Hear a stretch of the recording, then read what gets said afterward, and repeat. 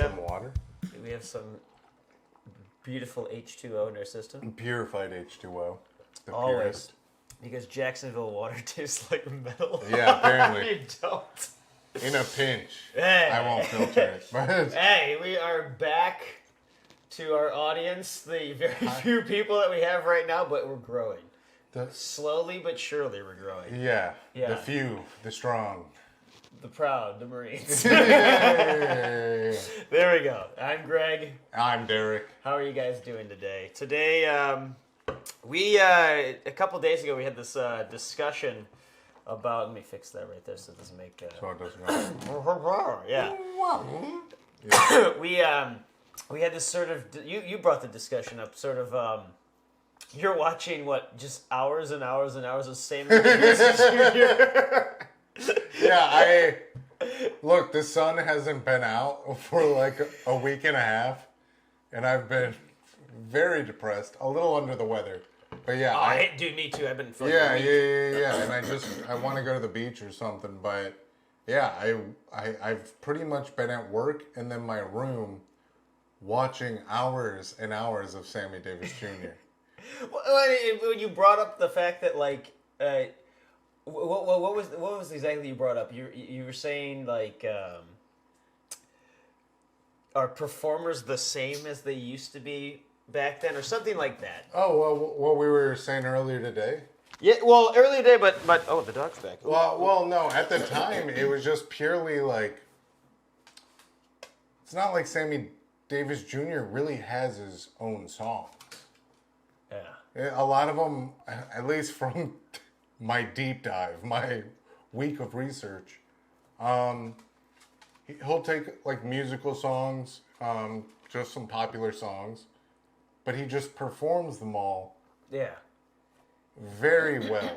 And well, I think the conversation started with we were in the kitchen here, and you brought up like. Well, I brought up Jerry Lewis. Yeah. Are performers or comedians or are they? Why don't they match up to the talent back then? Yeah, no, like today's talent doesn't match. It's every no. It's.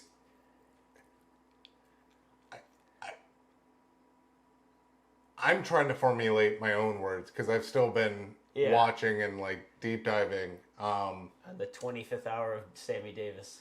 Yeah, but this was something we were talking about earlier. Is that I don't know if they were fucking perfect performers.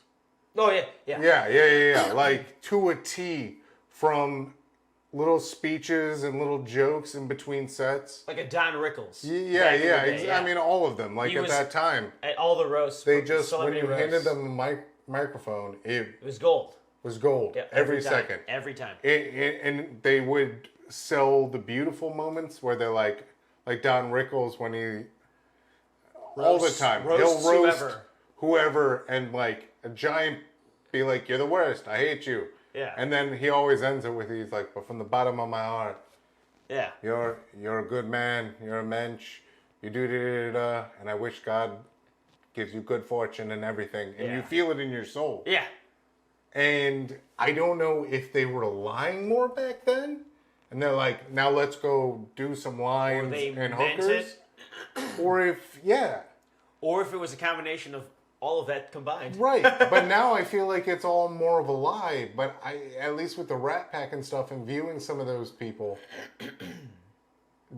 different time, different place. But when you see the Rat Pack on stage interacting with each other, like it's a performance. But it also does feel like a couple guys being like, I can fucking...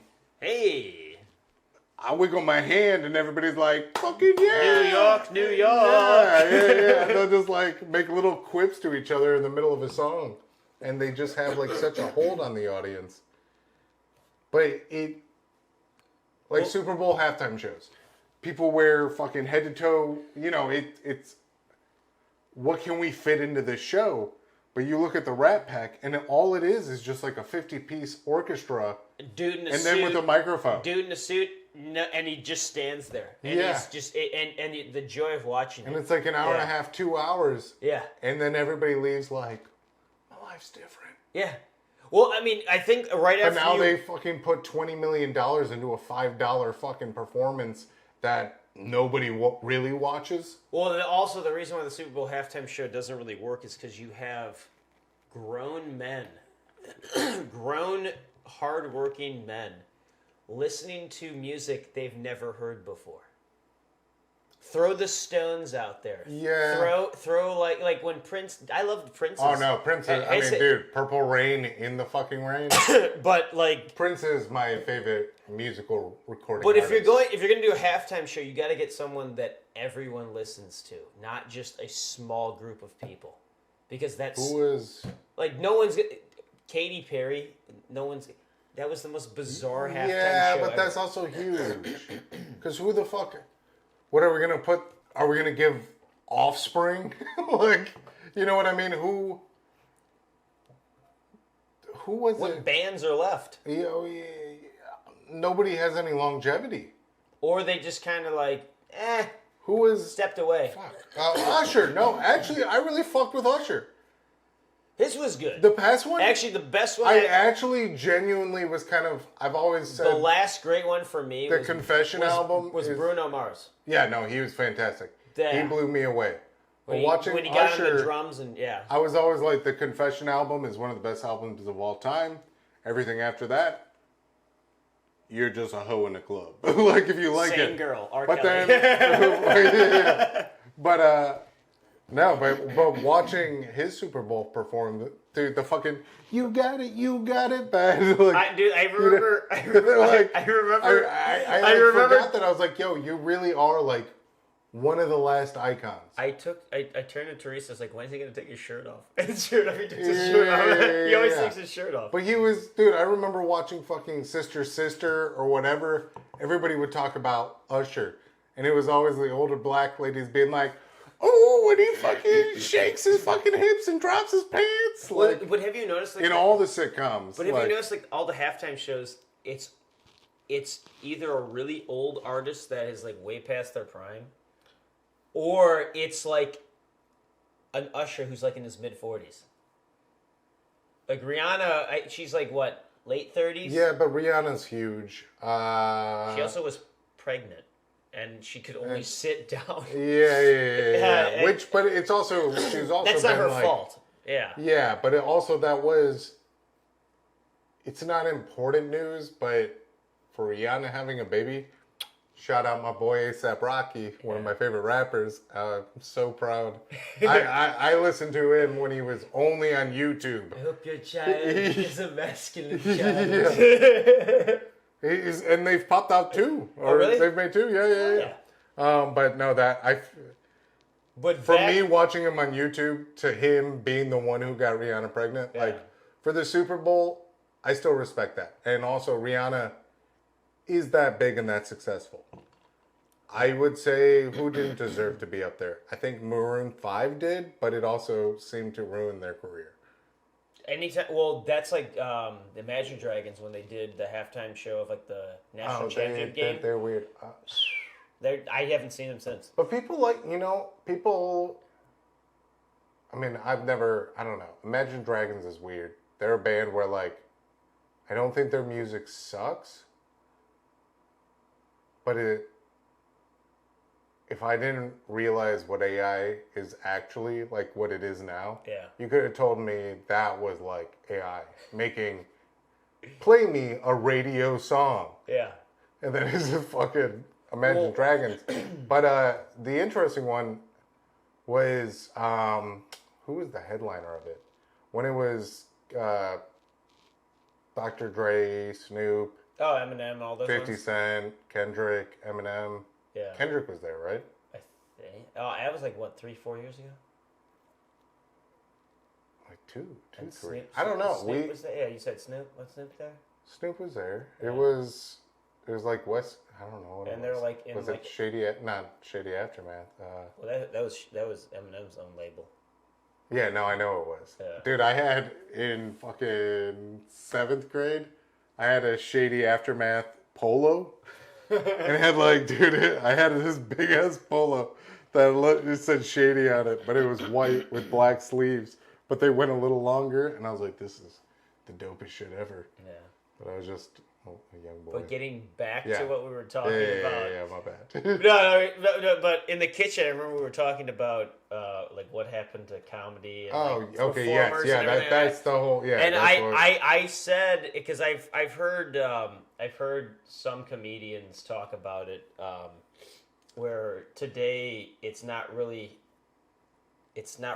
that case as much because of YouTube and social media. You can get famous quicker. I was rambling.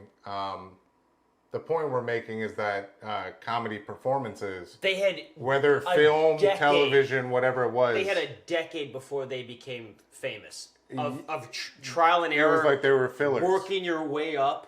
And then you hit it. And now we don't really have comedy movies anymore. That's what we're talking about, so right? that was the question. Why, like, the state of comedy? What happened to comedy? So I was thinking about it more, and I know what killed the comedy. It's the superhero movie, the franchise movie. Yeah. That because there's so much money in those that killed the mid-level movie, which is like the comedy, everything like that, which is common knowledge, and no one needs to do that much research to realize that. But what is she doing? What are you doing? Chilling. You just chilling, looking at the camera. But yes. But there we go.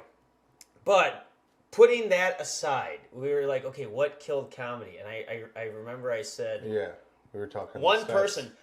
I'm going to go even before that because that one person, not that I don't like this person, I actually love his movies. Yeah, but he'd be this kind of sledgehammer. But, yeah, kind of killed the way comedies used to be, at least for me. Because, I grew up with the Three Stooges. Right. So I'm a slapstick guy. And so did I, and like the Munsters. Yeah, and like, I'm a slapstick guy.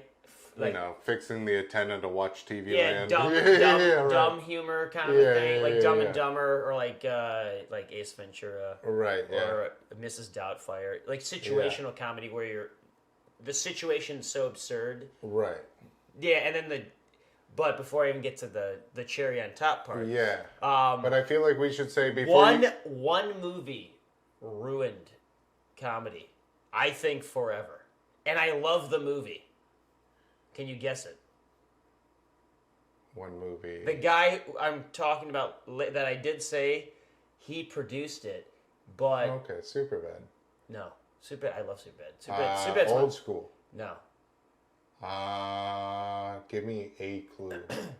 Will Ferrell is in it. Wedding Crashers. Nope.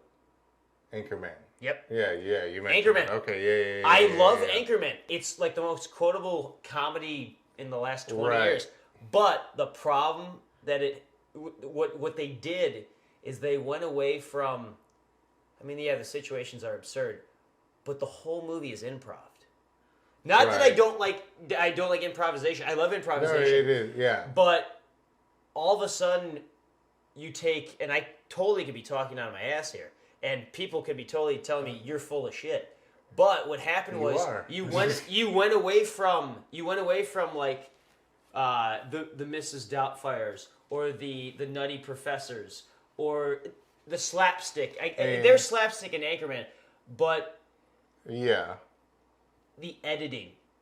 It literally was just, hey, say another line and outdo the other guy, and then everyone was trying to outdo each other, and it took away from quicker.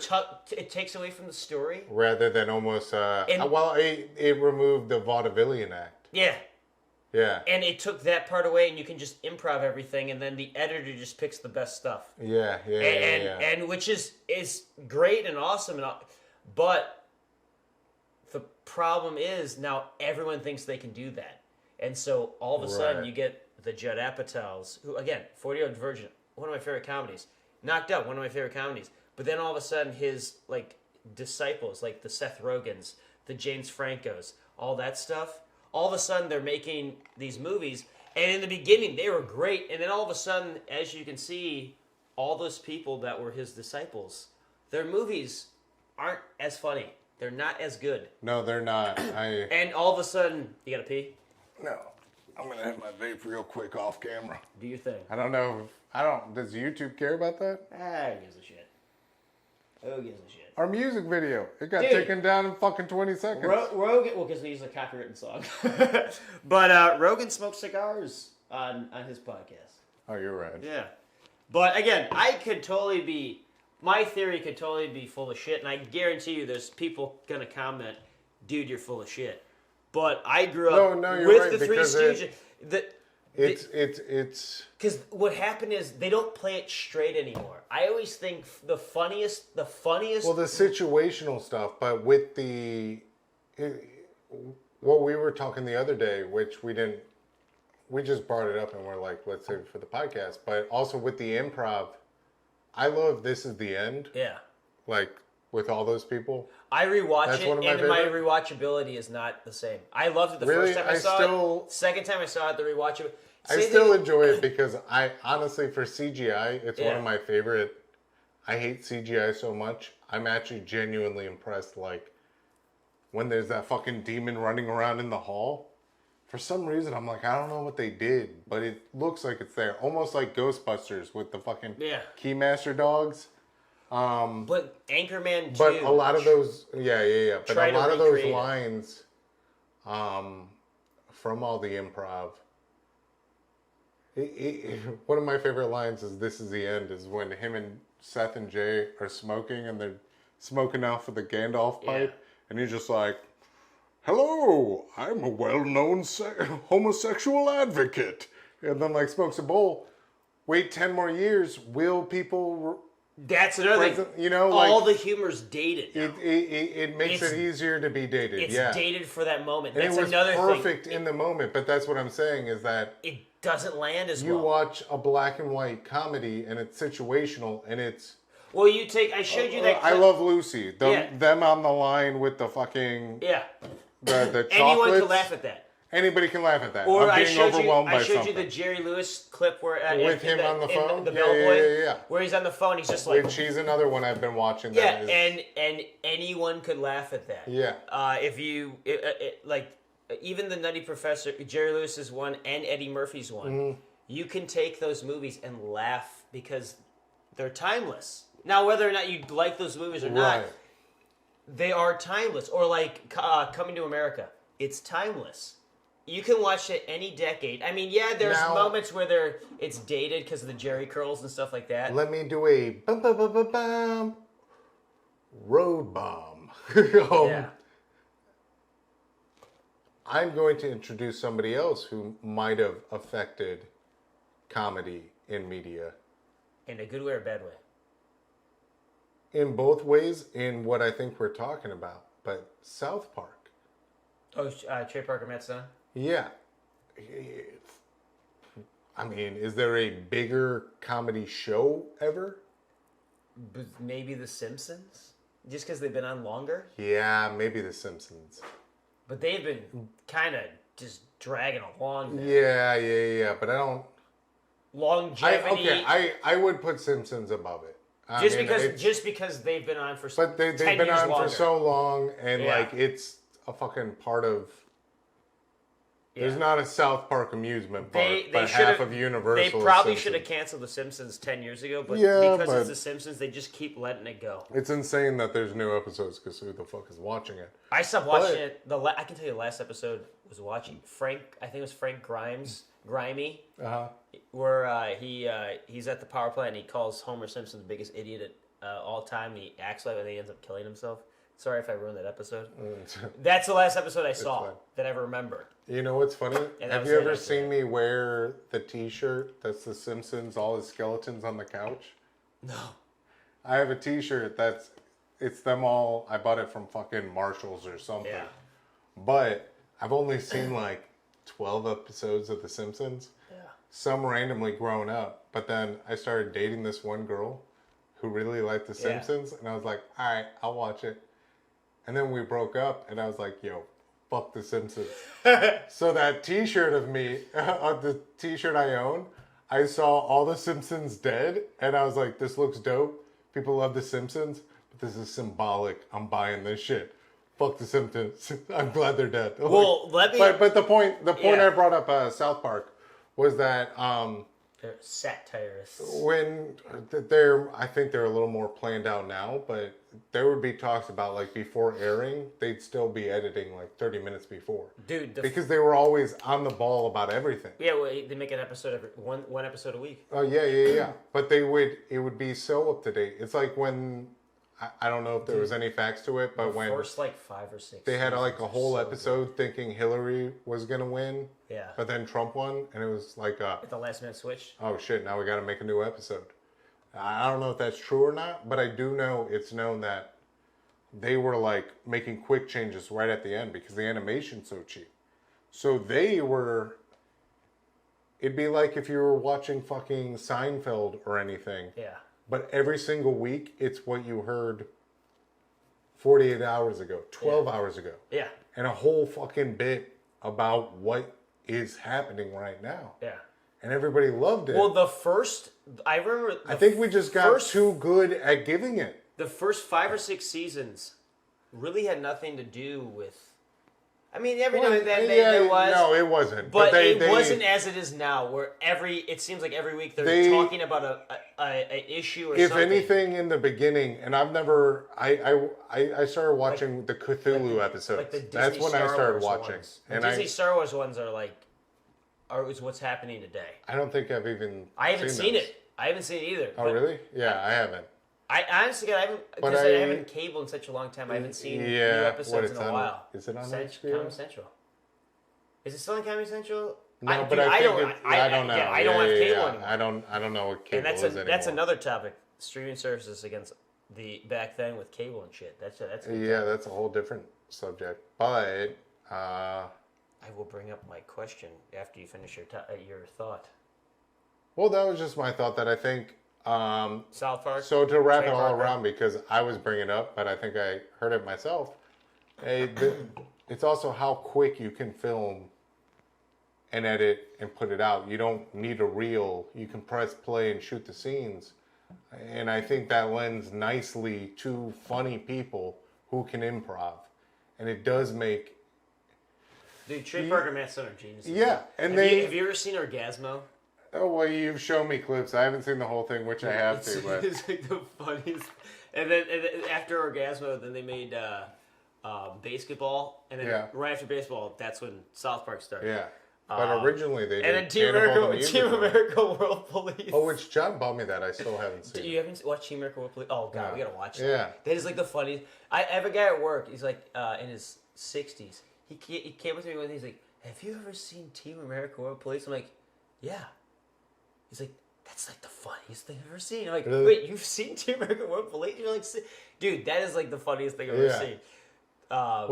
What's the story? I think I heard somewhere that's like one of Tarantino's favorite movies. Really? Yeah. I could see it. Though. I could be wrong, but I think I heard that somewhere. I feel like. All right, we're gonna say this for shock factor, just because I think it sounds funny, but Team America is for Wes Anderson fans who have more than 2 inches of dick. Comedy bit. Comedy bit. Clip it. Just. But like, and I haven't even seen it. But I'm gonna ask you this question because I was thinking of this right before we actually put on the camera. So, name the last great comedy film you've seen, or comedy movie you've seen, and I'll give you mine. And then I looked some up, and I was like, okay, you know what? I like that movie a lot. But the last one I thought, up around it. The last great one I saw in theaters, where I left the theater like, dude, that was a game changer, was The Hangover. Oh hell yeah! That was like 2008 or 9 or 10 or something like that. That was legit, almost like 12, 14 years ago. Yeah.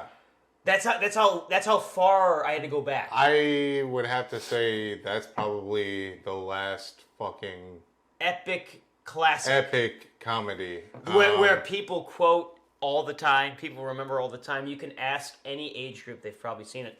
But then I looked up some comedy movies, and I liked a lot of these, but are they at the level of The Hangover? Yeah. So, The Nice Guys. I love The Nice Guys. Oh, Is it as iconic as The Hangover? It's better than The Hangover. Is it more iconic, though? No, not at all. But it should have been. The Big Short is not really a comedy. No, I don't know. So when you Google things, say I love Google. They're like, oh, give me the best and they'll give you like a drama. Yeah, like a drama. No, that's why. Like Once Upon a Time in Hollywood, is that considered a comedy?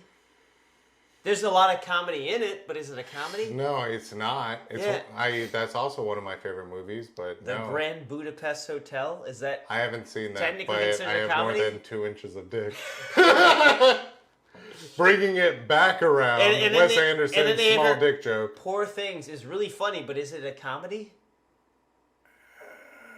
It's hard, dude. So many things can be. This one I was half of Shakespeare's works were called comedies, and everybody died. Well, this is one where I was like, you know what? I really love this movie, but it didn't have the iconic factor of The Hangover, The Disaster Artist. Oh yeah, that's one of my favorite movies of that year. That's why, dude. And on here, like Game Night. I mean, a Game Night is good.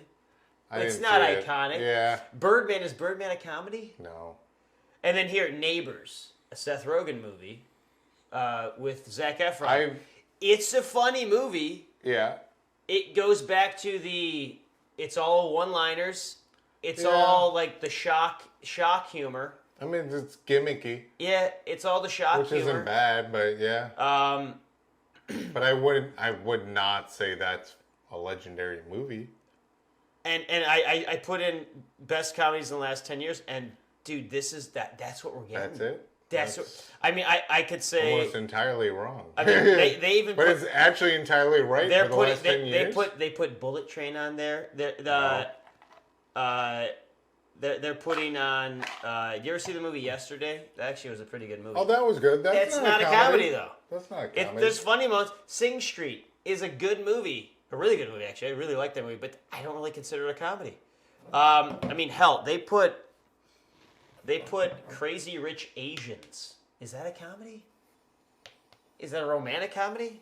Maybe. A romantic comedy? I haven't. I know that was really popular. I put it on for. I liked that movie. Yeah. It's actually a pretty good movie. Really, but I I'm not haven't gonna. seen it. I started watching with my brother and sister-in-law. And But we never finished. Can we both say the last great Yeah. comedy that's been in theaters? Was The Hangover? The Hangover. And when was that? When did that come out? Hold on, let me check this out. This dog is on my arm, and my arm is falling asleep. Rippy. That's what she does. Let's see. The Hangover came out 2009. Yeah. 15 years ago. Yeah. It's been 15 years. Yeah. God damn, dude. Nothing's been like 15 years. Well, and this is the crazy thing too, is you can almost say, what, and this is no shitting on him, but what was the last fucking Will Ferrell movie that fucking anybody ever saw? That made a difference? Like, that was iconic? That you remember.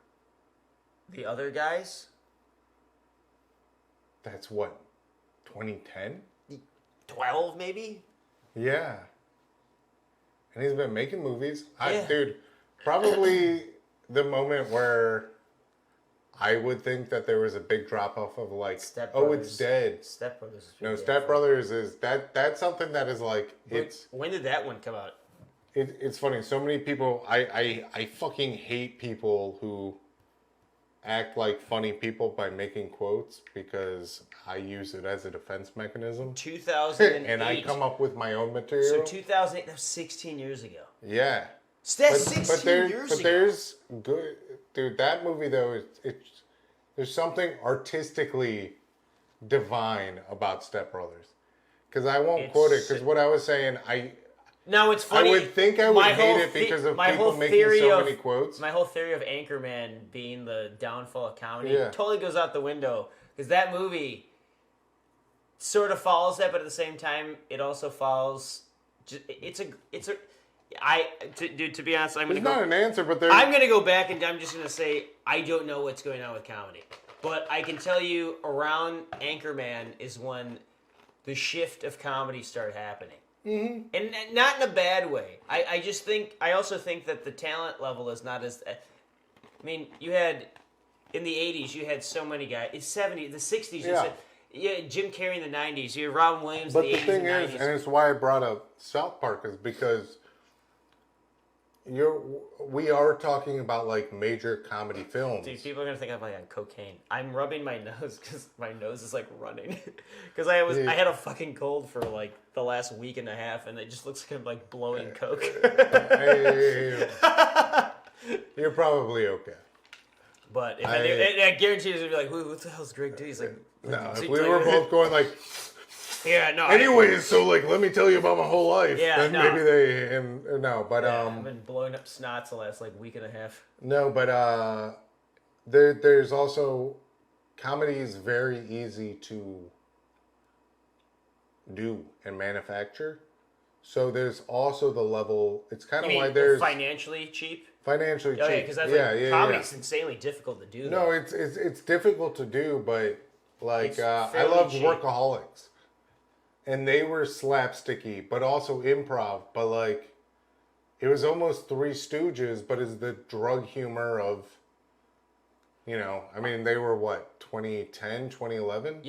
I'm gonna go back and restate. I think comedy shows got really good. I think it's a weird mix, but comedy, if anything, comedy spread increasingly more. I think what happened with that we don't have pure products. We just have, for one good movie, we have a mixed bag of 30 different things. Some pretty solid, some pretty bad, some in the middle, some amazing. Well, I'm going to go back and restate my theory. Yeah, Anchorman still kind of is where I think that's fine. The comedy shift happened, where it was more one-liners, improv, let's just go back and forth, who can bust out the best line, instead of trusting the story, trusting the material.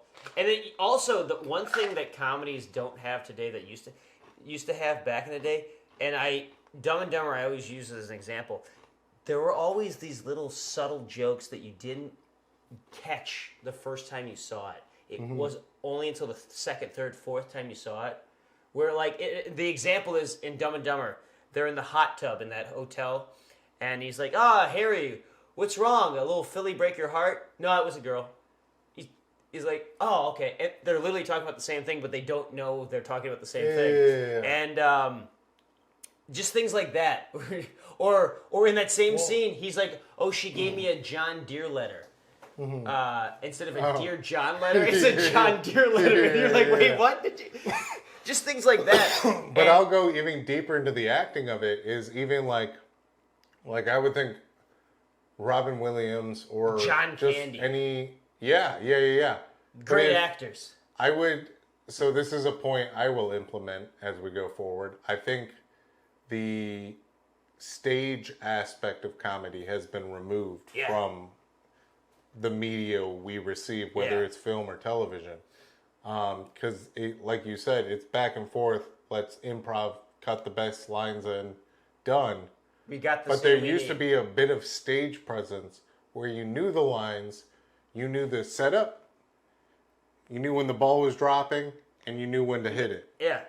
And when you watch these longer takes, you see these comedians that know the bit. They know what's going on. And you can, when you're rewatching, it's not just lines. You can see eyes do a double, like a little quick shift, and then they do the funniest thing. Or the reaction you didn't notice. But there's that culmination of everything. Like, it's coming together. But comedy is thirds.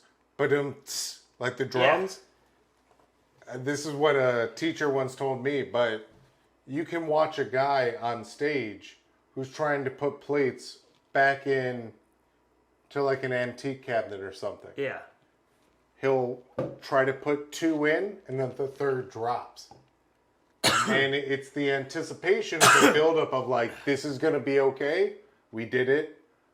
All right, here we go again. Oh, phew. Third, funny. Yeah. Start again. Okay, I'm doing it. Or like I think there was like a Three Stooges episode, if I recall, where Mo was putting something up, Yeah. Curly was taking it down, Mo was picking it up, and they're putting the same thing down over and over again, and they got nowhere. Right. But it's a simple idea, and what makes it funny is it's exaggerated movements, but you play into the moment of like taking it serious, even though it's the same thing 40 different times. But if you're committed to it, it's that much funnier. Yeah. When you're just fucking funny line, it's doing cheaper, quicker drugs. But also for me personally, because again, I grew up watching. My dad would always we'd always rent like the Three Stooges. Yeah. So I've seen like every Three Stooges episode up until after Shemp. Once Curly Joe and Joe came into the picture, dude, it wasn't the same for me. Curly Joe was okay. Joe, I got so annoyed of him. I think I've seen 2 episodes of him. Just give him a chance. I can't do it. Right.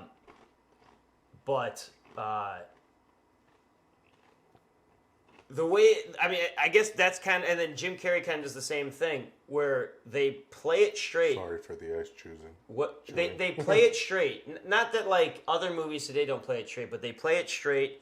They trust. It seemed like the character didn't think they were an idiot. Like Dumb and Dumber, the two characters, Jeff Daniels' character and Jim Carrey's character, they didn't think they were idiots. They thought what they were doing. Oh yeah, right. Was like they're smart. Well, they're on a journey to. The entire '90s, anything Mike Myers did. Yeah. David Spade. Yeah. He's one of the greatest straight men of all time. Like, straight men, as in. You have like your Chris Farley. That's what. Yeah. Like Tommy Boy. Yeah. You have your Chris Farley, and it's exactly what you're saying. You have this doofus that is so committed and believing what they're doing. Yeah. That their partner has to be a straight man. Yeah. Not sexuality, but they're just supposed to be the person that's like, "Hey, you fucking idiot! This is the real world." So it's always the person who's going, and he bumbles along, and he's somehow dealing finds with this a way. person. Yeah. And I think... But like you said, even though it's comical, they are playing it... straight. Fully straight. And what they believe what they're doing is the right thing. Mm-hmm. Where I think now with comedy, for me, it's the one-liners, it's the shock and awe moments where, okay, let's put them in the most ridiculous situation possible. Where, like, let's say... I don't know. I'm trying to come up with something absurdly over the top, raunchy, crazy. And guy gets like hit in the face with like jizz or something like that, and it's like, oh my god, like that's the funny moment. But what, like something like Mary with the jizz and... Well, that's funny because she has no idea that it is. Yeah. That's like the unknowingly, like, and then doing that, that's and what's I'm not funny. really into blue humor. Blue humor is like poop, pee, jizz, vomit. Yeah, I'm not really. My favorite... Corn and poop or whatever, which is why it took me a long time to appreciate South Park. I haven't seen a lot of it. One of my favorite comedic scenes, and it's so perfectly set up, is in Mrs. Doubtfire, where Robin Williams has to go to his ex-wife's birthday party, her birthday dinner, while at the exact same time, at the exact same restaurant, have the most important meeting of his career, talking about a possible show that he might star in. And he has to go back and forth, until he realizes he got drunk and went back to the table at his future boss's table, dressed as Mrs. Doubtfire, and he's that's like, when he pitches it as the character. And then by pure accident, and then he put like the pepper on Pierce Brosnan's food because he's allergic to, and then the climactic scene ended, but that also was sort of the end of, I wouldn't say that's the end of the act, but that was the climactic part of the movie, and then it was downhill. So I guess it would be technically the end of the second act going into the third act, because that was the moment where everything came down. We're usually shot pretty much like plays. Yeah. Because, there were so many practical gimmicks and stuff, but the only thing that even like took it away from being a stage play. The majority of comedies, like in the 80s. Yeah. I mean, you could even say the 70s and stuff, but it would be just change of locations. Like Steve Martin, a lot of his younger movies. Like the Jerk. Oh, fuck, what was it? I just watched it this last holiday season. He has a Christmas movie. It's a fucking play. Planes, Trains, Automobiles? That's a Thanksgiving. No. That's Thanksgiving. This is Christmas. I'm trying to remember which one was Christmas. Shit, dude. The guy... What's his name? He played Sabretooth in Wolverine Origins. Lieb Schreiber. Oh, Lieb Schreiber? He plays a transsexual in it. Oh my god, what is that called? The Christmas movie. Hold on. Nuts. Something nuts. Oh my god. Nuts. Oh my god, hold on. Steve, dude, I know exactly what you're talking about, and Dude, I saw it this Christmas season, and I don't know why it's not... Dude, his movies were so good. Dude, Bowfinger is one with Steve Martin. Oh, yeah. Dude, Steve Martin is one of my... God. But he's actually... LA Stir is pretty good, too. Steve Martin would do... Three Amigos. He worked at a magic store at Disneyland in California, and that's actually where he kind of got his gimmicky stuff. But if you see his stand-up, it's extremely performative. Oh, dude, totally. Then you see his movies, and they're all plays, but what makes it a movie is you're taking the camera to different locations. But almost any scene you could recreate. Nuts. Mixed nuts, yeah. Mixed Dude, nuts. That movie is just... It's just a play. It's just people in an apartment building. It moves through some locations, but it's just people being quirky and then playing with stuff on set. Well, also... And again... The example I can come off the top of my head, there's so many other more examples that I should know off the top of my head, but I can't recall right now. But like in The Bellboy with what's his name? Jerry Lewis. Jerry Lewis. That was one take. Yeah. No, full blown. One take. You're right. One take. So much, even fucking Andy Griffith's show. There used to be so many things back in the day. And that's what I'm talking about. It's like where a play. the stage work comes. Yeah. That's where... And the performative They aspect. know the bits, and there's the physical... You have to rehearse a lot of that. Yeah. You know what I mean? But also, you have to not only rehearse... I mean, you're not even... Tirelessly. Because you have to... Just to cycle back, but when the last... Comedies don't have good physical bits anymore. No, it's like it's a the one CGI shark takes somebody away or some shit. But when was the last?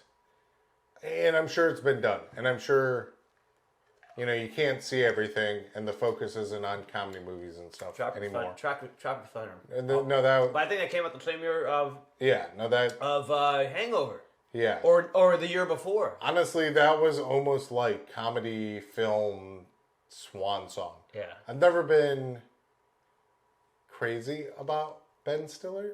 Not that I don't like him, but his movies just weren't my bag. But that movie I immensely respect because is he? I know he's been in a lot of comedies, but is he? He's supposed to be super serious. Yeah, he's like more when he directs stuff, he's kind of like what's that? No, he does. He had a what's lot that of movie comedies. He did the Secret Life of Merle or. Oh, yeah. What is it called? Walter Mitty or whatever? Yeah. Whatever that. To my knowledge, from what I've seen, is that's who he is, and that's how he looks at himself as a director. But that's also how he takes in comedy, which I respect, almost analytically. And I don't want to put those words in his mouth, but I think he was a smarter, more precise, stupid comedian. Because... things got stupid. Yeah. That was the point of it. Zoolander. Yeah. But he was smarter. He was smarter than the movies he put out, but they worked because of how smart he was. Does that make sense? I have a respect for him. But I didn't laugh that much. Shit, fucking... Well, sometimes... Seymour Hoffman, my favorite actor... Walking Polly. Yeah. And that's Dance, yeah. And that's when the word sharded was invented. Was it really in that scene? Maybe it was around, but that's like what made sharp a word. There was that one. There was that one scene in the elevator where he's just like, he's just like, ah, man, I'm so friggin' horny, and then they cut. It just comes out of nowhere. But dude, he's funny. But he's a funny man. R.I.P. I don't know if I have made any clue or any point to what I'm trying to say. I guess we've dug up different ideas and stuff. I guess what I'm trying to pick at is that for me, everything, music, movies, comedy, television. Yeah, but have you seen? It's not as good as it used to be. Tim Robbins, what is it called? I Wish You Were Here. No, it's not that. Fuck, what is it called? It's a sketch show by Tim Robbins that's on Netflix.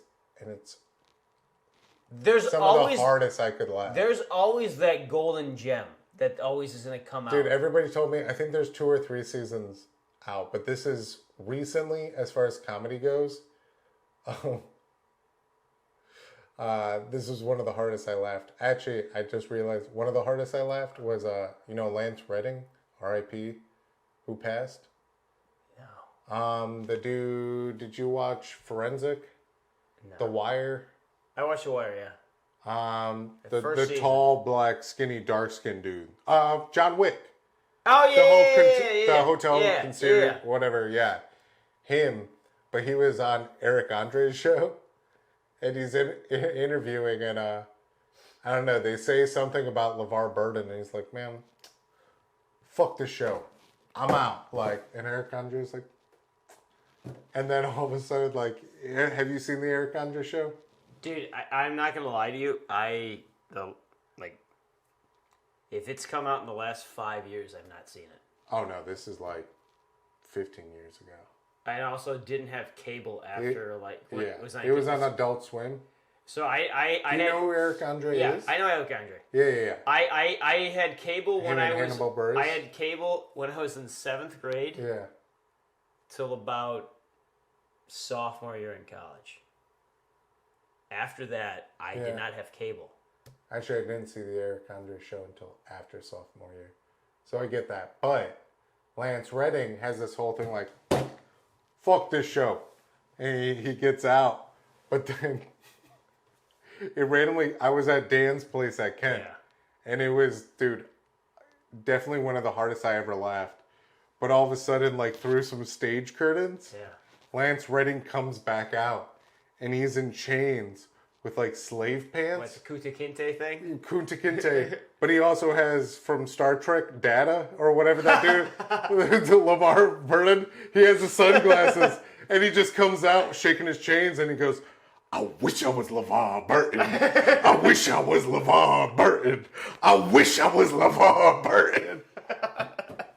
Then he says the N-word with a light A, but he's like, Warp Speed can't Rainbow Read me. And it was the fucking hardest I laughed in a long time. My brother turned me on to what was that show called? It was Dan for You or something. Oh god, something for you. Nathan for You. Yeah. That's a funny one. I think the first episode, he was trying to convince this yogurt shop owner to have a poop flavored yogurt, and the guy agreed to it, and everyone was like. And then the one that I laughed the hardest was he said, I have this idea to have this to get more business at this gas station, so he invented this rebate. But in the rebate, it said that you on a certain specific date you had to drive 3 hours, climb a mountain, and then you got the rebate. And he's like, "Yeah, no one's ever gonna do it. You're good." And dude, 30 people so many showed people up. did it. 30 people showed up, and then the thing he's just like, "We had a great time," but he was really pissed because he didn't pay all that gas. That was funny. Yeah. But again. So he played it so straight, and and the fact that he plays it so straight, I find it so funny. I don't want to knock anyone because if you get to that level where you're in a movie or on television, you obviously have insane amounts of talent. But after, like, there was Superbad. Seth Rogen is insanely talented. First R-rated movie I ever saw in theaters was Superbad. So Seth Rogen is insanely talented, and I don't know, but I love the new after Teenage Mutant Ninja Turtles. After Superbad, That was great well, is that a comedy? for sure. Is it a comedy? It's a kid movie, but it's kid definitely a comedy. They talk about "Please don't milk me," and then they end up getting turtle Well, milk. and I'm not trying to hate on him. No, I'm not trying to hate on sort of that Judd. He also produces The Boys. That Judd Apatow. The Boys is one of the biggest shows right now. Maybe a comedy. I didn't watch it. I don't either because since I don't know. Since the last season of Game of Thrones, I've not watched a single. He does Invincible. Invincible's good, but I haven't watched some of the second I haven't watched a season. single episode of television since Game of Thrones ended. But that's also a personal choice. Yeah, well, I also have been so disappointed at so many television shows in the past where I said, why am I investing my time if they're not going to care about giving me a good ending? Marvelous Mrs. Maisel, that's one of the best things I've ever seen. Cinematography, writing, performances, definitely performances. Fuck you, Greg. No, watch that. I'm sure it is. No, Also, you have to invest a lot of time in those. It doesn't take much. That one's inspirational. Me with movies, 2 hours and I'm done. Yeah, but I used to watch television all the time. All the time. Right, but I think I mentioned I used to be upset when I would watch the Emmys and Breaking Bad would lose to Marvelous Mrs. Maisel and it would sweep. And I was like, what the fuck? But then I watched it and it was like, it's what you're looking, it takes place in that prime time of comedy we talked about. Yeah. And it's there. And what's the dude that plays Monk? Oh yeah, I know who you're. Yeah, I forget. Yeah. Everybody's so good in it, but he's phenomenal. He's just so good, and it's funny.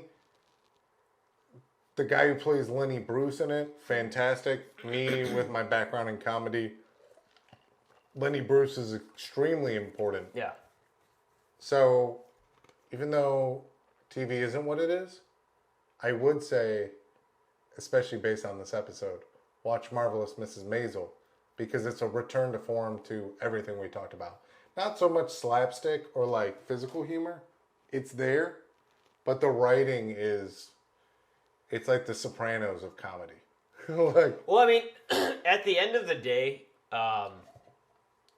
if it doesn't have a good story, you could be the funniest. You have the funniest scenes scratched together. Mm-hmm. It's not going to do much for me. I could laugh really hard, but at the end of the movie, I'm like, I guess, okay, yeah. But it's got to have a story at the end of the day. Well, that's one of my favorite funny people is Adam Sandler. He's one of, if not my favorite people in the world. Dude. But his story is Happy Gilmore. Dude, even Billy Madison at the end of the movie has a good story. It always has a good message. Yeah, it always has a good message. Yeah, and it's digestible, and then they get goofy as fuck in the middle. Yeah. But at the end, I'm going back, and all of my things I said in the very beginning is totally falling apart. But it's been analyzed. It's been analyzed. You have been weighed. You have been measured. I don't know what's going on. And you have been found wanting. I don't know what's going on with Knight's comedy. Tale reference. I don't know what's going on with comedy right now. I know they're not making. There's not movies. It's not. They're not. It's not profitable right now. I don't know when it died. But the comedies we're getting are not that good. I have not seen a good comedy movie in a while. When's the last good comedy have you seen? Seen some rom-coms. When's the last good one? I saw, Sandra Bullock and Channing Tatum. Brad Pitt gets blown away. Where she's like a writer or whatever. Yeah. I left that movie like. You know what I watched? I watched Ricky Stanicki or whatever, the John Cena and Oh, is that Andrew Santino? Santino. He John Cena was the only thing good about it. It was pretty shitty, but he was funny. I love John Cena. I also think that goes back to... Also, Peacemaker is one of my favorite things of all time. I was watching some of it earlier. And going a little further onto this, there used to be comedic movie stars. Like you had your Jim Carreys, you had your Steve Martins, you had your Jerry Seinfelds. Yeah. You had huge names. Gene Wilder, Richard Pryor, yeah. like... Dude... Hear No Evil, See No Evil? Fucking, hilarious. No, it's See No Evil, Hear No Evil. Yeah. Fat guy, little guy. What were they called? They had, like, Huey and Lewis meet the Frankenstein. What are they called? Huey and Lewis.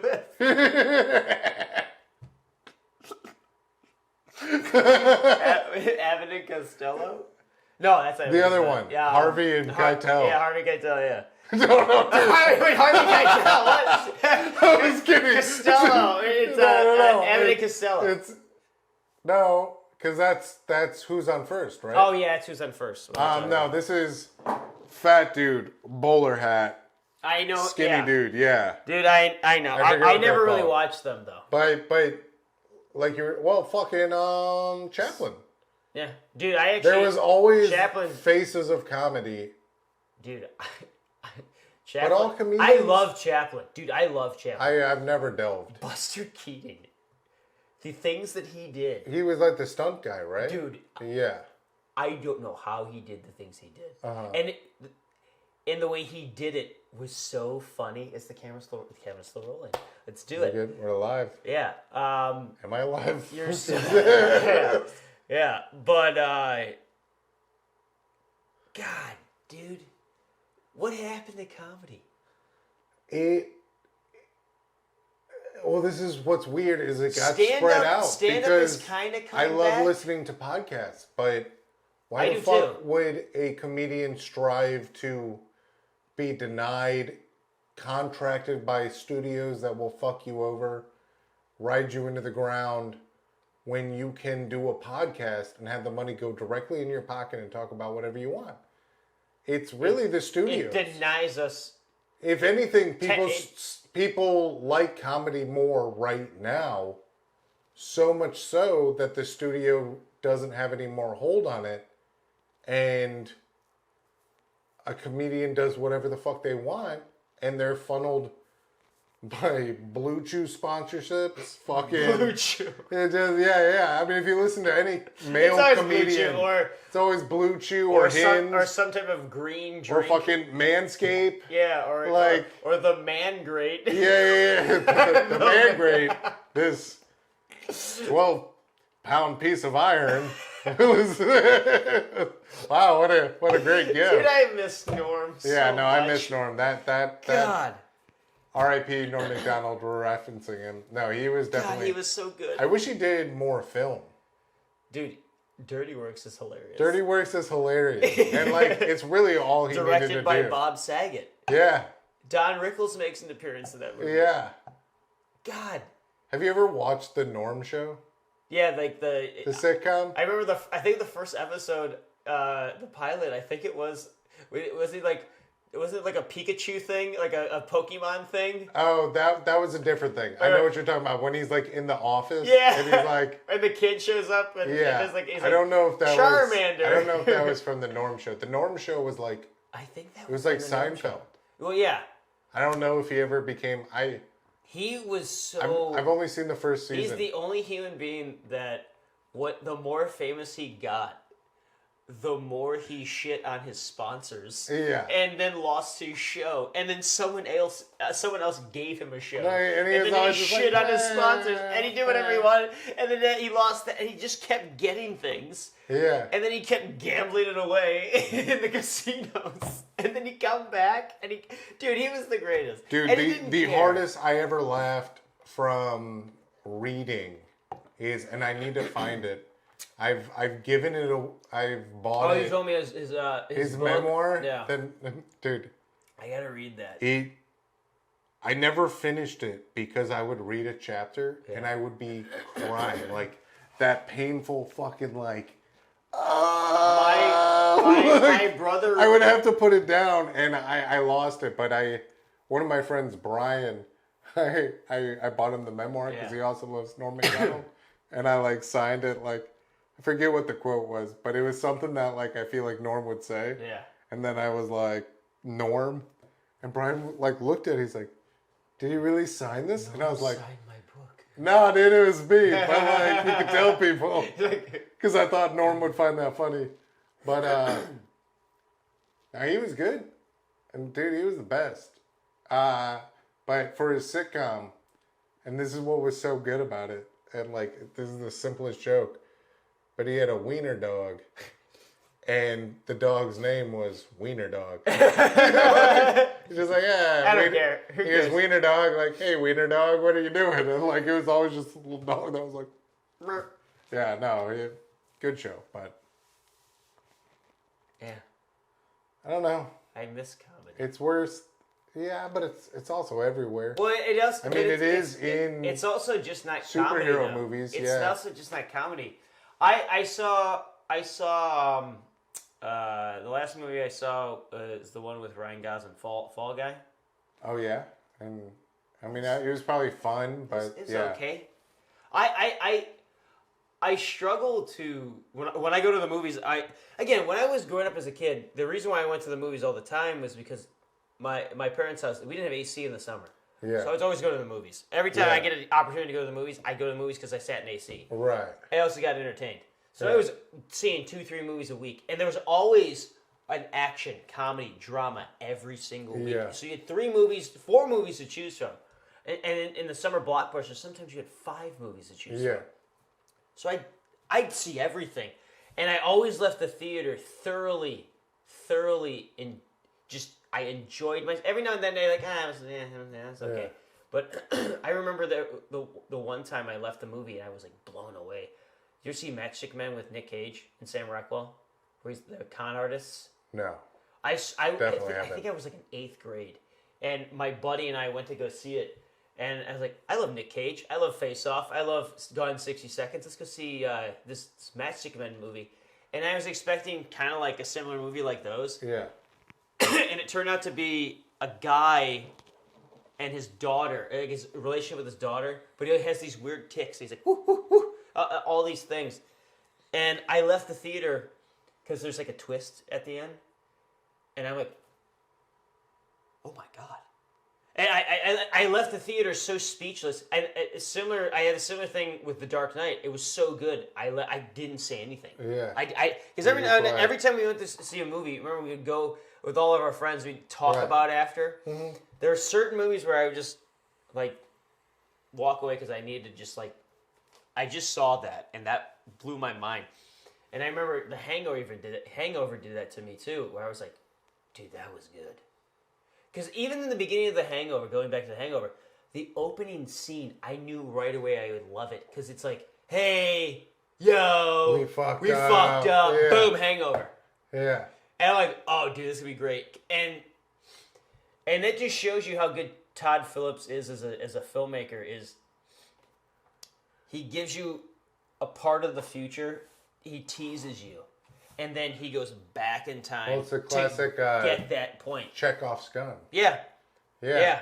And goddamn, I hate being. I hate having a cold. No cocaine is on set. No cocaine. Yeah, but God, and a lot of my favorite filmmakers don't really make movies anymore, or if they do, like, I that's another thing. I remember.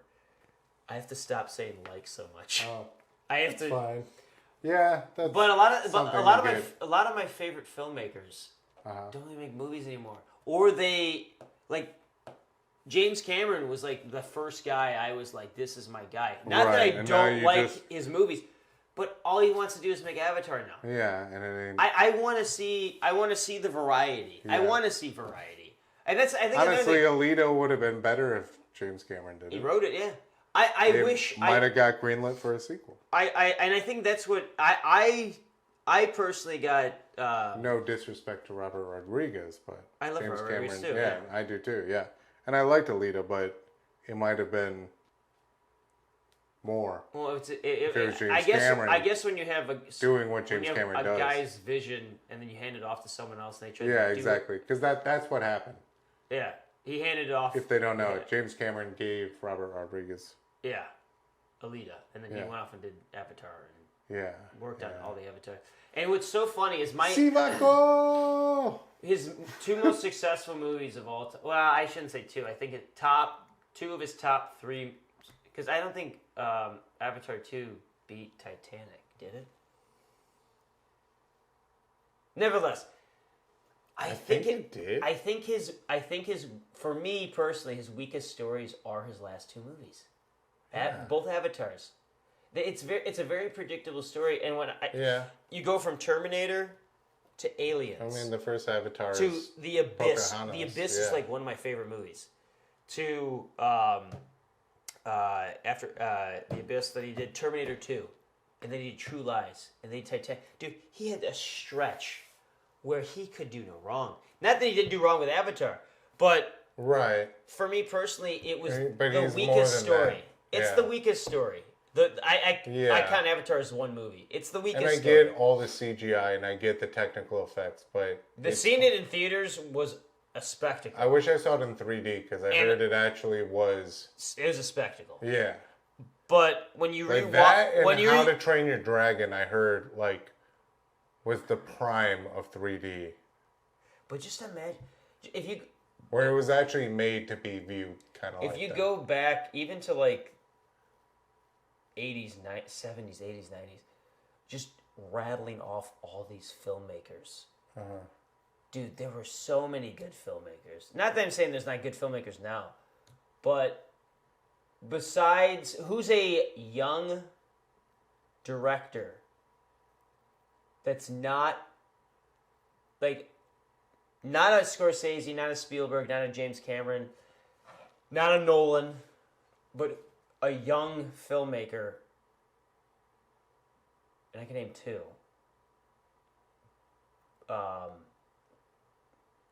What's his name that did The Witch? Robert Eggers? And then Ari Aster that did Hereditary. Yeah. Those two guys are probably the only two guys I can say are the next guys. But the problem is... Yargos? Who? Poor Things? Lobster? See, for me, he's kind of... it's very niche. So for me, he's kind of like a Wes Anderson. What about so Wes Anderson fucking Villanova? Dude, Dennis. He's like Nolan, dude. He's been around for a while. I'm talking like guys that are under 40. And also, what's his name that did Poor Things is over 40. He's been around for a while. I know. I haven't seen any. But young filmmakers, what young filmmakers are the next James Cameron, the next Steven Spielberg's, the next big thing? I can't name any besides those two guys. Maybe say what's his name? Which I really don't know if it counts, but also I gotta count it. But Ryan Coogler, Fruitvale Station, Black Panther, Creed. Those are all pretty big movies, but I don't know if there's sustainability in that. Do you put him in the level of Spielberg? No, not at all.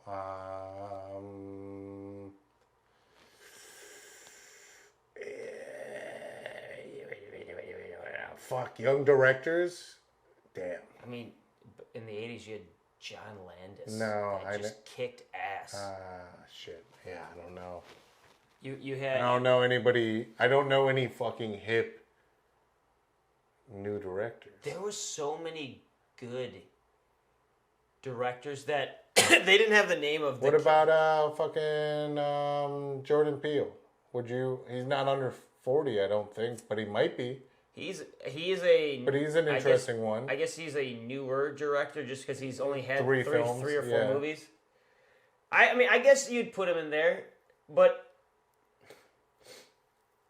I've enjoyed everything he's done. I didn't see Us, so I can't say. There's some scenes that are favorites of mine, and overall, I think it was missed. But I think the blueprint of a phenomenal movie was there. His first film. I wanted more out of Get Out. Get Out, I really liked it, but I'm just a little bit of a gore whore. I thought that... I would have liked a little bit more fucking revenge at the end. When you're saying that with Get Out, I said that with Nope. You know, Nope, I was pretty completely satisfied. When I found out that it was just an alien, I was like, oh, it's an alien.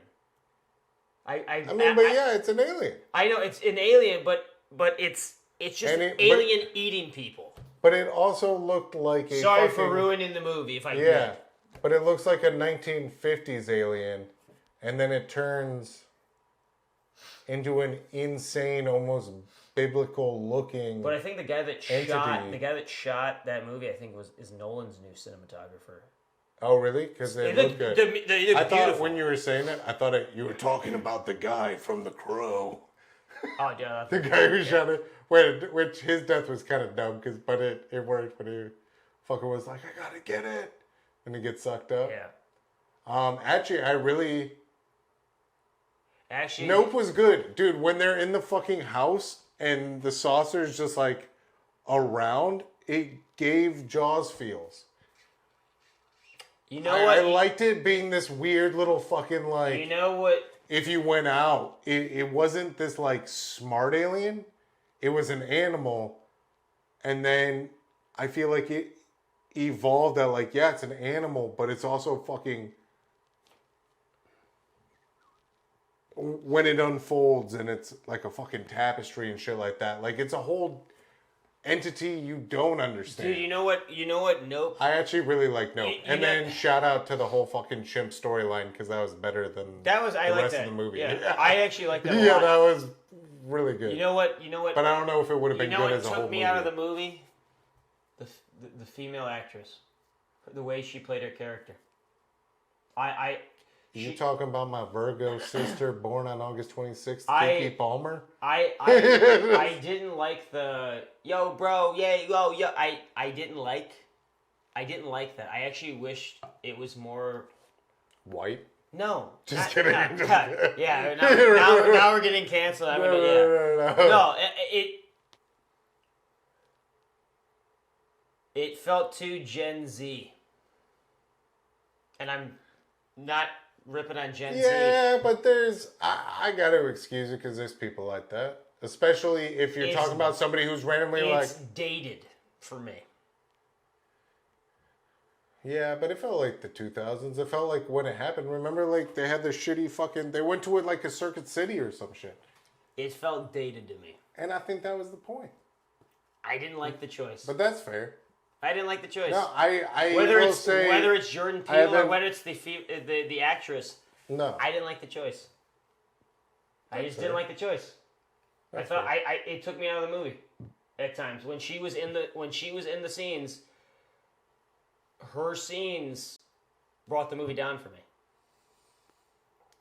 I find her quite attractive.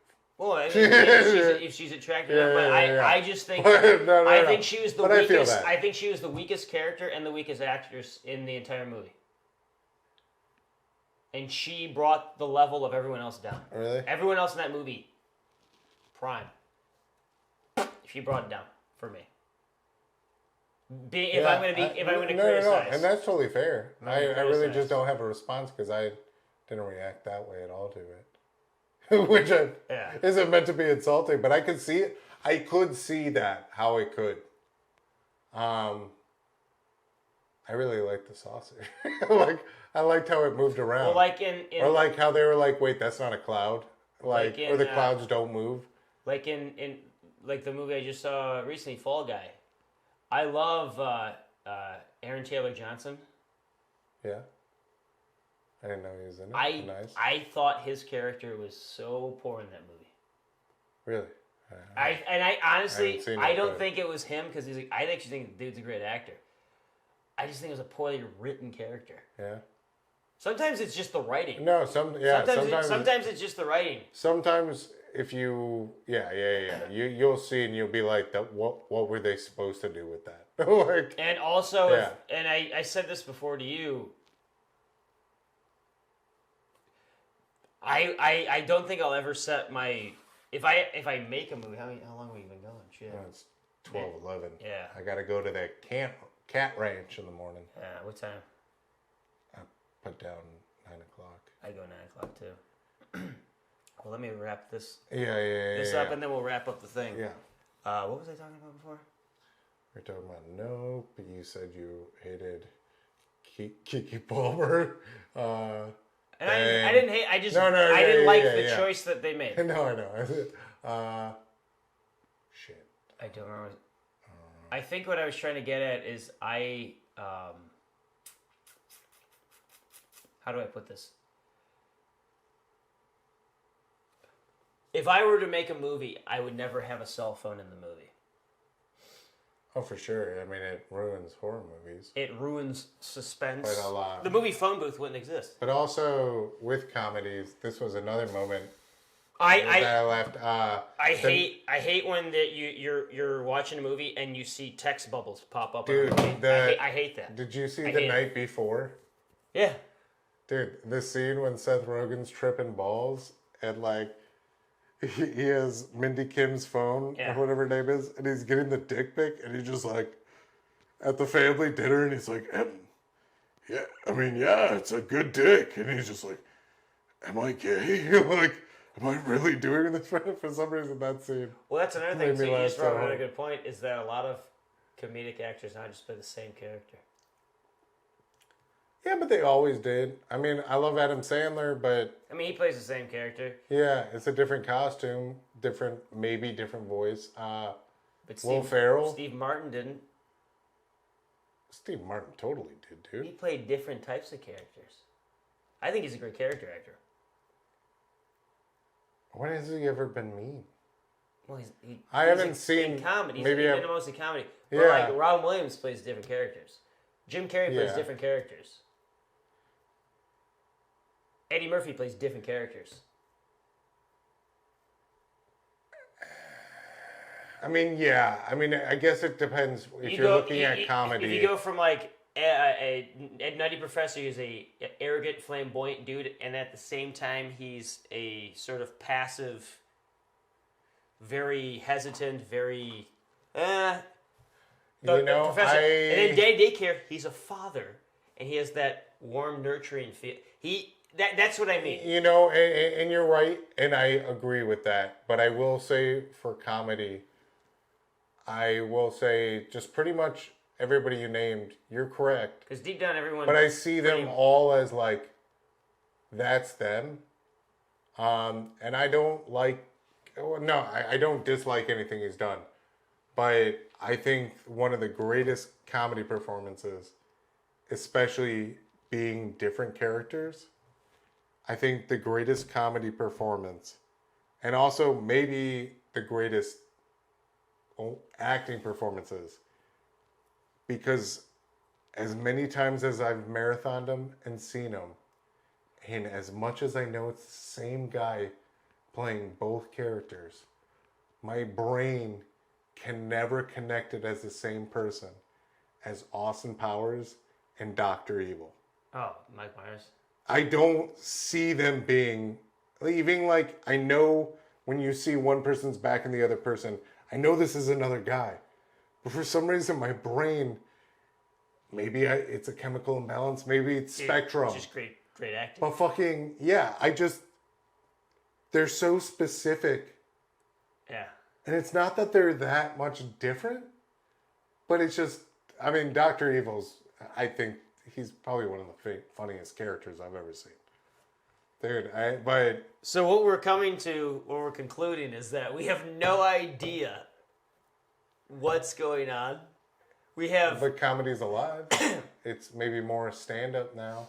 Well, it's going back to stand-up. Stand-up hasn't been this big, maybe ever. At least widely big. I don't know about that. No, for sure.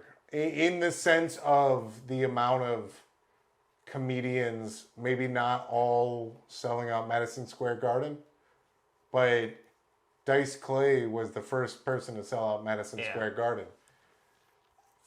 Fucking Louis C.K. after being canceled like about 7 months ago. I think it was towards the end of 23. No backing, with his own money, rented Madison Square Garden, sold it out. Kevin Hart's done Madison Square Garden isn't, it's an achievement, but it's not like a comedian at Madison Square Garden. I think that's the mecca though. It is, but it wasn't regular. Now it's regular. You know what I mean? Joe Coy, he's gonna show up at the Madison and sell it. Fucking Sebastian Maniscalco. Yeah, he's gonna sell out Madison. Like, Madison Square Garden has comedians.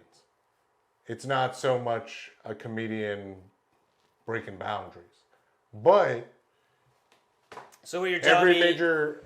It's like sports. You have to take what you have for that generation. You can't compare it to the past. Is that what you're telling me? Like, you can't compare Bill Russell back then to Bill Russell playing today. A totally different game. Is that what you're saying? No, not for the individual. No, what I'm saying is it's a different game.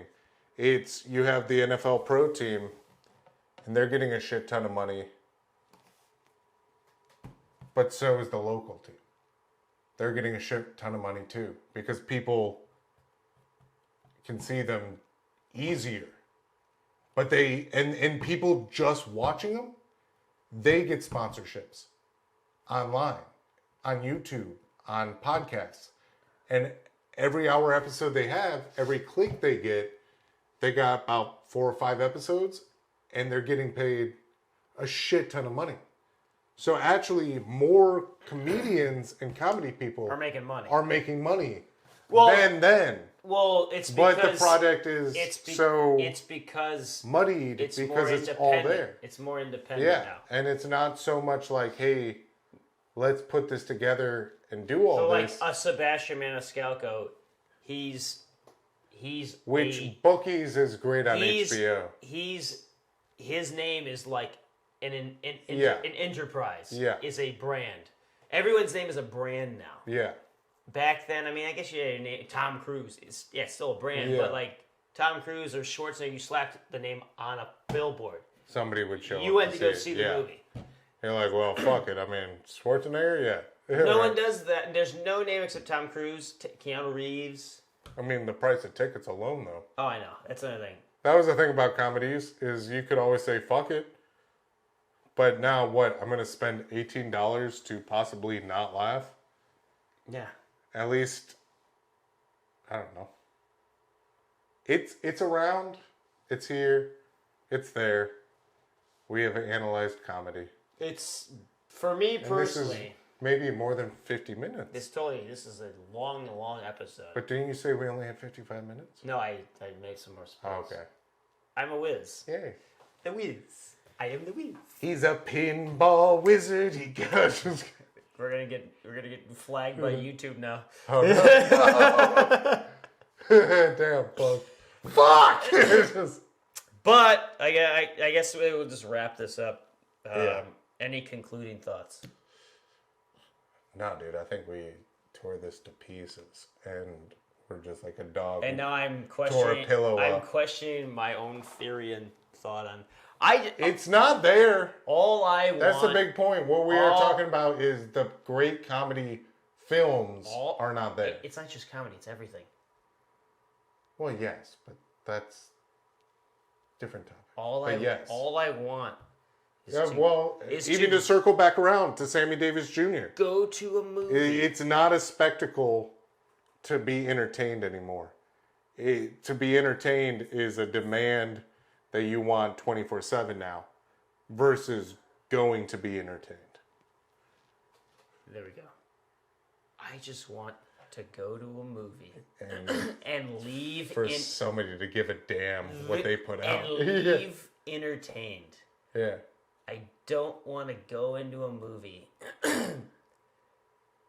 and watch just. I want, like we were saying... I don't want to go... I want honesty. I want your soul to be put into the movie. I want you to bleed. I want you to put everything into it. There's a fly hitting me in the face. I'm going to kill this thing. I don't want to see Dune ever again. Just kidding.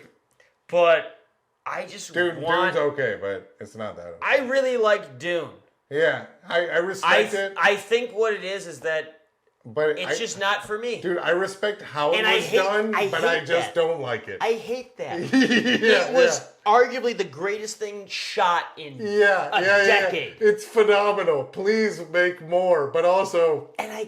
Please don't talk to me about it. I left the movie like there's something missing for me. And again, we're going to get hate for that. Yeah. We're going to get hate for me saying Anchorman might have... Because that's why it's artistry under fire. I just want to go to a movie and leave the same way I left when I was in high school and college. And I know it can happen. Yeah. I know it can happen because every once in a while you get a movie and you're like, dude, that was great. Yeah. That was great. For sure. But I rewatch. They say, oh, your tastes have changed. No, they haven't. I still love the movies I loved when I was younger. Yeah. So something's going on that has changed, whether it be the direction, the writing, the acting. Yeah. That's another thing. We should go see some more independent films. Because, fucking Late Night with the Devil, greatest thing on earth? No. But this is rare, very interestingly made. Yeah. Like, very small, low budget movie. Yeah. But they gave it their fucking all. And that's all you can ask for. Yeah. All I want is to go into a movie like They Live. I saw it was, and watch the longest fight scene like on ever filmed. They Live in the fucking alley scene. It's like a 10-minute fight with scene. Keith David. Yeah. And it doesn't make any sense. That movie is so ridiculous. It's so good though. But it's so good. It's so good. And it's so. And also, at times I feel like it looks so cheaply made, but at the same time, you're like, but they actually made that. Yeah. It's not CGI. All of it. Not that I'm saying CGI is bad. That's also an underrated movie because everybody's been affected by the imagery of They Live, but not everybody knows They Live. Here's another theory of mine that I'll throw out there. I think because CGI can do anything, it actually is the most limiting thing to a filmmaker. Because you have unlimited choices. 1,000%. You have unlimited choices. You can do anything you want. And because you can do anything you want, should you do that one thing? Which should be or should you our subject for the next episode. Should you what? Well, if you have unlimited choices. No, because you're correct. And even with is that a good thing or bad thing? I think having limitations makes you more creative. And makes you 1,000%. And so because of that, you have to come and then all of a sudden people are like, oh my god, that was amazing. How did you come up with that? Right. And also I like seeing actual explosions and actual blood packets. Yeah. Blood packets are the best. And fake blood is the best, not Lionsgate CGI blood, which is my least favorite. No, where like it sprays on the screen, but it's so fake and cheap. Yeah. But no, that should be what we talk about in our next episode. Just because I feel like this is comedy based. The only reason I was like, I can talk for hours about that topic. Well, then let's. But this is a solid. That or if something else comes up, or we can talk about several things. Because we've talked about several things besides just comedy. Oh no, we have. But I think if we wrap this up, I think we should. The comedy review. We're like my mom on the telephone. She's like, by the way, yeah. Yeah, it's 12:30 now, and I gotta be getting out of bed. Labor. Yeah, me too. With the tigers and the lions, brother. Hey, well, clink the plastic cups with water. We have put comedy under fire, and we've been left wanting. Wanting, and we'll probably get criticized for it. But here's to good living. There was no water left. Good foods, good eats. Again, for food's sakes. Just our art. Mm-hmm. You can reach me at. The hell with it. I'll just put it at the end of the video. Our information. The hell with it. Edit it in. Artistry Under Fire. I'm Greg. I'm Derrick. Buenos noches.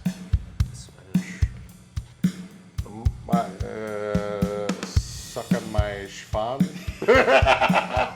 Ryan Gosling quote. The schwans. The schwan.